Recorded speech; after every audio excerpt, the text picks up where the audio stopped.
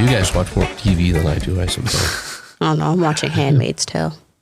Oh, that's supposed to mess you up. Lisa's been threatening to get me to watch that with her. She says it's like really heavy and really current and you have to watch it. And I'm just like, oh, that's just going to make me feel awkward. But is it the best thing ever? She thinks it's the best thing ever. I like it. I mean, I understand why some people won't like it. It's a very slow moving show. And it's like kind of just the same. Like it's not the same thing over and over again because there is a storyline. So it's like Walking Dead, where eventually you're just kind of like, no, it is different. Right. There's like hope and stuff like that, but like it's just you get hope at least once a season on Walking Dead. Hope that it will end this season. But I don't know, I like it. And I'm also watching Workaholics at the same time. So I'm watching two very different shows at the same time. Did you see the Breaking Bad movie? Did you watch Breaking Bad when it was on? I saw, not when it was on, I watched it when it was all over because I like to binge watch everything. And I did watch Breaking Bad. I liked it a lot. I haven't watched any of the trailers about this movie because I kind of just don't want to ruin anything that Breaking Bad was. Like, I haven't watched Better Call Saul. I didn't want, like... It really doesn't. It really doesn't destroy it. It doesn't? No, not at all. What's more astonishing about it is watching these people not just reprieve the characters that ended 7 or 6 years ago. Yeah. But to have them be able to do flashback sequences that were never filmed from like the beginning of the entire show where they haven't even developed their characters yet. Wow. Right? And you're just like, wow, I can't believe they're playing loose. You know, like I can't believe that they're that good. They're really good actors. And the story is great. I mean, it's enough. It's more is what it is, right? It's no great sum up or anything like that. It's just what we really wanted to find out. Actually, like the Entourage movie. I'm almost sure they're going to pull the same thing with Walter White. I think there's going to be another extended universe thing for Walter White. I'm not sure. No spoiler alerts, but I'm not sure about what happened with him by the end of the series. Okay, well, I have no idea what you're talking about, but I'm sure it's heavy hitting stuff. Same with Mike. They could reverse engineer Mike as well. We'll talk about this during the commercial. No, you could totally talk about it now. Just fill me in. You lost me completely. All right. Literally, everyone else listening to this. Just cut this part and just don't listen to this if you haven't watched Breaking Bad and you want to. And for God's sakes, what are you waiting for if you're listening to me? And most of all, why are you listening to me? What are you doing? You're so cute. So there's two main characters. Like very much the entire cast of Breaking Bad dies all the way through the show. Yeah. Right to the leads, like right to the end. And how they get there is astonishing. It's a great journey. But there's two main characters that were left kind of ambiguously. One of them is this tough security dude named Mike, who ends up on Better Call Saul, and the other one is the main guy, Walter White. And both of them end up, falling to the floor in the last episode, or falling to the ground. But you could conceivably throw Walter White in an ambulance and bring him out of that in prison, right? Yeah. Or something like that. And Mike actually drops on the riverside with Walter standing next to him. And Walter could have conceivably, with all his money, picked Mike up, threw him in a car, and got him the hell out of the river area after he passed out, right? It's not, that's an easily acceptable, plausible thing to have Mike still in the new Walter White version. Okay. Well, I was taking pictures while you were explaining that because I don't know. Truthfully, I tried to watch the show. El Camino. And couldn't get through it. I got through the first three or four episodes with Lisa, but because there was some incredibly weird shit in her family recent history a few years back that involved just that kind of level of weirdness, we just went, PTSD. No, too close to home. Sorry, can't do it. So, and I've heard from so many people that it's really great. So I'm sorry for picking on you about it. But today's show is brought to you by Ritalin. The more you take, the less you care. And by the letters P, T, S, and D, and the number pi. So, just in case you didn't know yet, you are listening to Latindian Style, the podcast. And I'm your host, Anand Bhatt, tu Latindio. So keep listening. We're going to have some fun. Hey, so don't forget to also check out the What Were We Thinking podcast, where Earl, McDowell, Kayla, and I rip it up on all sorts of issues. It's another fun podcast to listen to. Check it out.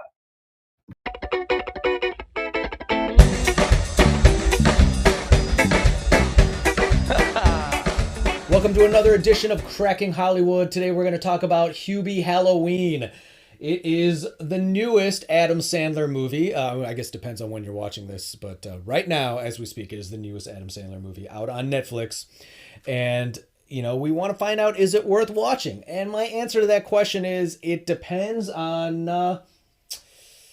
how far back you go as an Adam Sandler fan. Bear with me. That'll make sense. Now, Hubie Halloween is a story about a typical Adam Sandler style crazy character. In fact, it might be all of Adam Sandler's characters rolled into one character. And in fact, the cast and some of the stuff that goes on are allusions to other Adam Sandler characters or actors and actresses or just plot points. You know, there's little plugs in there, you know. There's, you know, last name's Dubois, little French name for Waterboy, you know, the lady from Modern Family who, you know, we first saw in Happy Gilmore is in this movie as the female lead again. And it's honestly, I'm going to make a bold statement. It depends on how old you are. I don't know if somebody under the age of 30 says, man, that hits my Adam Sandler spot. And I don't know if somebody over the age of 50 says, man, that hits my Adam Sandler spot. I think if you're in between that range, I think if you remember movies like Billy Madison and Happy Gilmore and other Happy Madison movies like The Hot Chick, you know, if you remember those movies when they came out, this movie is going to hit your Adam Sandler spot, which I cannot say the same for the last few Adam Sandler movies. Not that I didn't enjoy them. I'm actually a pretty big Adam Sandler fan, so you should actually take that into account as you're listening to this review. But now, the last few Adam Sandler movies were good. They were good enough. And no, actually, there were a couple of them that were bad. I have to go out and say I couldn't get through Sandy Wexler, and I think there was another one that was so serious I just couldn't to get through it. Although there was another one very recently that was super serious where he's the jeweler, and that was actually good. I actually really liked that movie, even though it was really dark. But from a comedy Adam Sandler standpoint, this one hits the spot in a way Adam Sandler movies have not hit the spot in a very long time. I mean, it's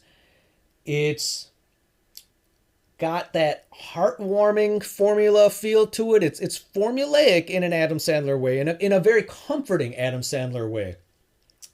And it is funny. I don't think I've laughed out loud at an Adam Sandler in the same way you laughed out loud the first time you saw Grown Ups. Like it's good, but it's funny. And what was the one where they're fighting the real video game characters? Like, I actually really enjoy that movie. I know a lot of people didn't. So again, you should take that into account. But I think I'm a huge Kevin James fan. Seeing Kevin James, it took me a whole 2 minutes to recognize that was Kevin James. And you know, there's just a lot of fun. There's a little Easter eggs in there for Adam Sandler fans. There's just a lot of fun stuff going on, and it seems like they made this movie for Adam Sandler fans between the ages of 30 and 50. All right, so I mean, if you fall into that range, I think you're going to be like, this like hit the spot. This is a good Adam Sandler movie. All right, so that is my take. Again, if you're too young for Adam Sandler, you might be like, what? Why is this so silly? I mean, he really plays out. I mean, the first few minutes the movie starts, you're like, oh my gosh, he's this character again, right?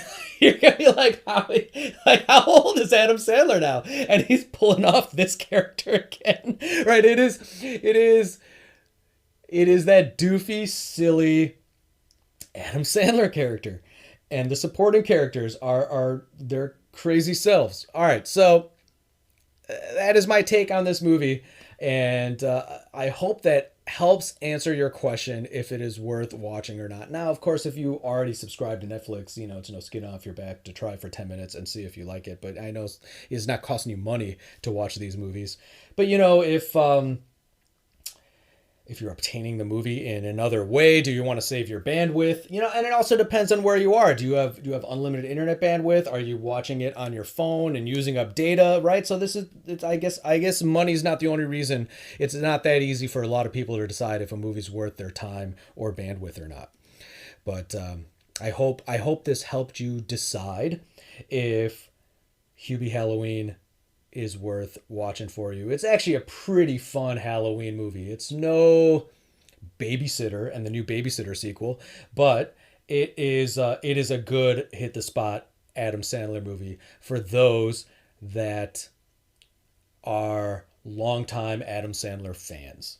There you go. Now stick around because we are going to have a bit of an I'm exasperated in this discussion that we're about to have because we're going to find out if Gen Z is bad at Halloween. It's actually a pretty entertaining, funny discussion that we're going to have now as we rope in the folks up from What Were We Thinking? All right, so as I just alluded to, this is now a segment we like to call Halloween. Man, Gen Z kids are so lazy. So, dude, they're coming to the door. So I got all excited because the kid showed up, the first kid that showed up, and he's got a horse mask on. And I finally crushed the final season of BoJack Horseman, right? I was so like, it is one of my favorite shows.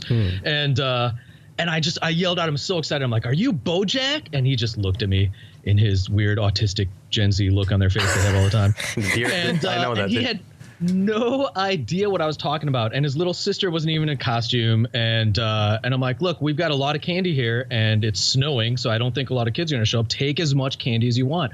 So not only is there no trick or treat, there's no costumes. For the whole bunch of kids, they don't really even want the candy. I think their parents are just forcing them out of that. I just think Gen Z kids sit around and stare at the wall all day. All right, let's attack that look first of all. That look that someone's giving is like, I'm going to look everywhere but at you to demonstrate how uncomfortable I am with what's happening right now, right? But if you had 100 of these people in a room not looking at each other, demonstrating how uncomfortable they are, and then nobody's really telling each other anything, you just have a bunch of people really confused in a room looking all over the place except at each other, right? Like now. Like now. Yeah, unfortunately, every one of those kids is a CEO of an app, though. This Halloween, we hid, literally. I don't know, ever since Sam left home, it's not fun, right? When I was a kid, I'd go out for Halloween, and there was always the couple of the old lady and the old man that were all excited to ask you what your costume was, which was depressing if they couldn't figure it out. And I thought, oh, one day I'll be that old man. And now Halloween comes, and we just turn off the lights and we hide. We order takeout. We hide in the living room with all the lights off. It isn't so. That's and terrible. Pretend that there's nobody home. I know. I know. It is terrible, but I'm grouchy this time of year. I was an unwed zombie dropout mother for Halloween. I had a cheerleader costume on. I was covered in blood and rotting flesh. And because I couldn't figure out how to affix the doll to an umbilical cord and have it dragging behind me. If I'd seen you, it would have been different. I would have turned on the lights and we would have given you some candy. I had to put the doll into a box with that sign.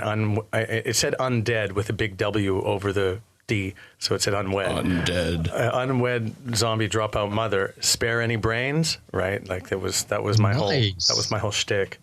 I did that for a concert actually. Nice. Well, that beats the snot out of the kid that showed up at my door saying he was Jacket Boy. Jacket boy? Actually, I'd give him something too. That's pretty ingenious. Yeah.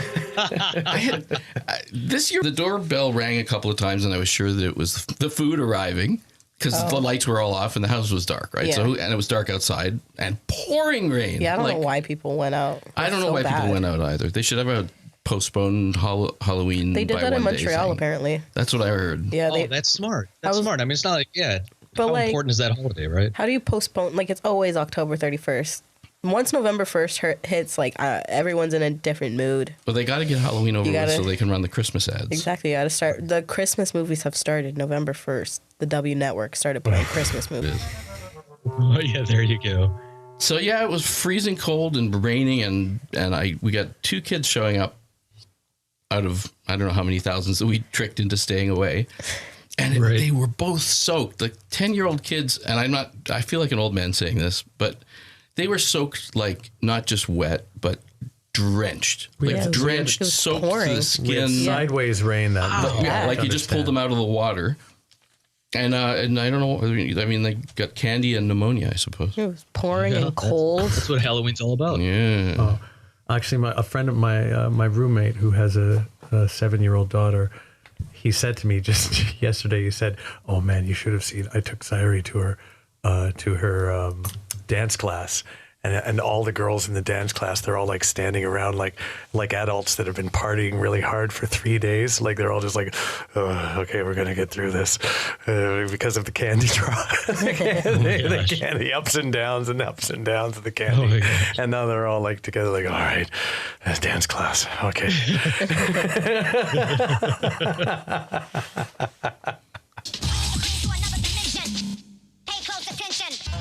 Today's show is brought to you by Ritalin. The more you take, the less you care. And by the letters P, T, S, and D, and the number pi.